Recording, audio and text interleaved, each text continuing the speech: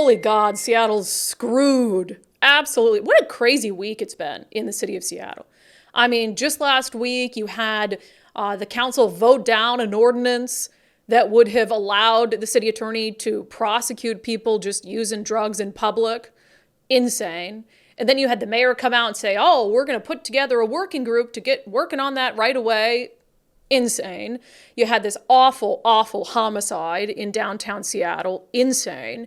And then this news that a federal judge in Seattle has blocked the Seattle Police Department from enforcing graffiti laws. So this story has developed a lot over the last 24 hours. And the headlines at first were like, I mean, it's still crazy, but there have been some changes to this whole ruling that I want to take you through.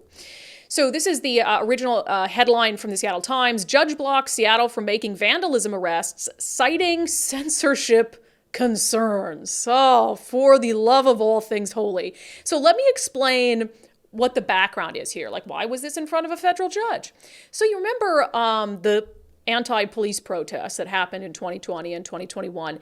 Well, this particular case stems from an incident in January 2021 where four plaintiffs, they were protesting outside of East Precinct of the Seattle Police Department, and they were writing crap on the East Precinct, like F the police, naturally, because, you know, they can't come up with anything more creative than F the police, and got arrested for it. One of them got arrested. Their attorney says that they wrote peaceful protest on the wall with a piece of coal, as if that's all they wrote. Come on, give me a break.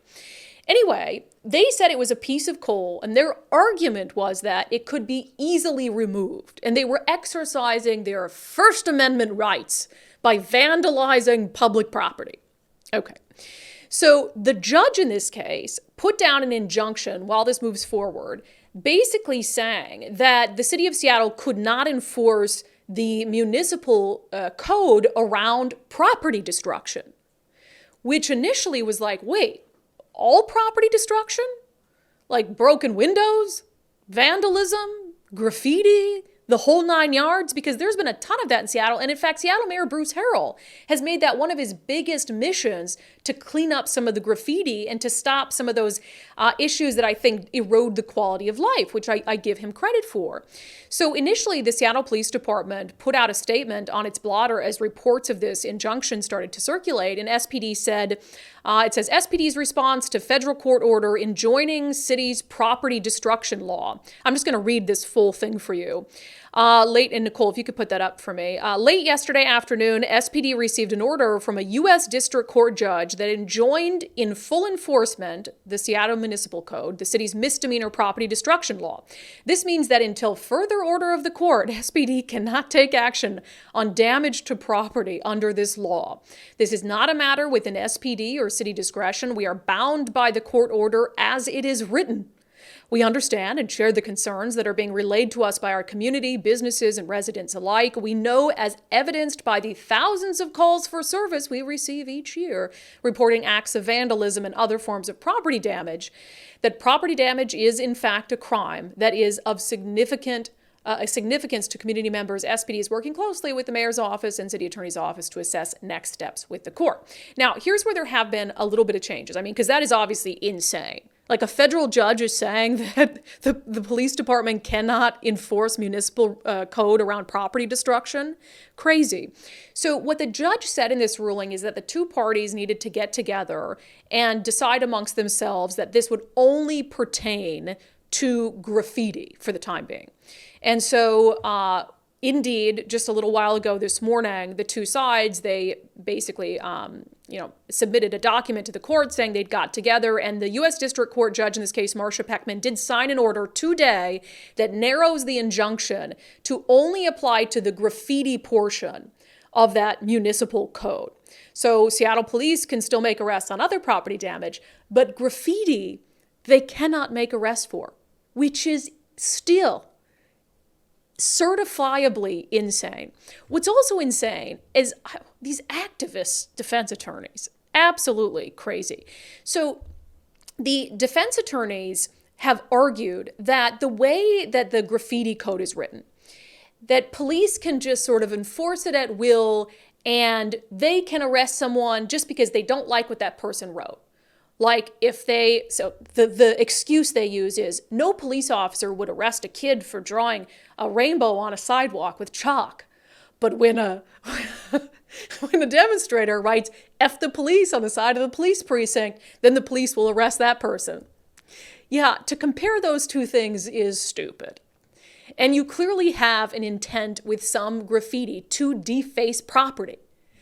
Police officers have every right in the world to infer intent when they decide, am I going to arrest that person? The other example, the stupidity is absolutely insane.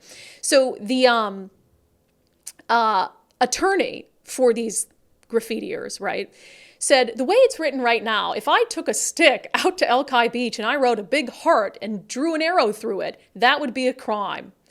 If it weren't for Judge Peckman's injunction.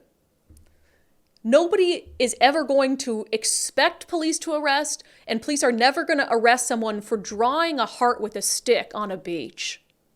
They're not going to arrest kids for drawing a rainbow or hopscotch on the sidewalk with a piece of chalk.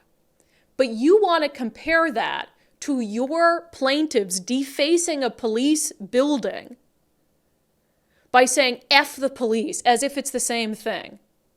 And then a federal judge is going to go along with it, saying, yeah, there might be cause here that this could hurt someone's First Amendment rights. And one of their arguments being that the law, the way it's written, doesn't account for whether the property damage or the graffiti can be removed. There's a lot of ways you can remove graffiti. You can paint over it. There are solutions where after the big riots in downtown Seattle in 2020, citizens went down there to clean it up using a solution to dissolve it. Does that mean that those people shouldn't get in trouble for that graffiti because you can take it off the windows and the walls? And that's just their First Amendment exercise, their First Amendment rights. And one of the other layers to this argument is they're saying, well, if it's public property, yeah, if it's taxpayer property, we paid for the precinct. You're saying we can't deface it? We all paid for the precinct.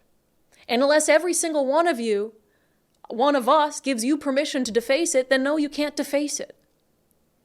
And so I'm just wondering what is going to come of this, because I really do believe in the broken windows theory. I do believe that when you drive through Seattle right now, it has been, maxed out with graffiti on all of in public places, in parks, retaining walls, over bridges, and it looks like crap. It looks like crap. And when I drive into the city, I think, gross.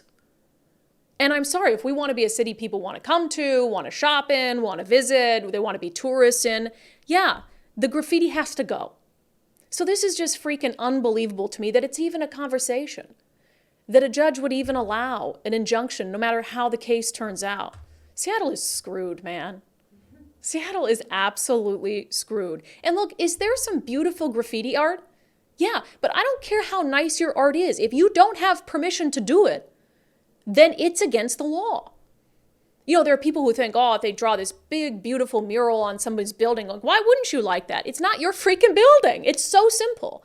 If it's not your property, if you don't have permission to do it, then don't do it. Crazy.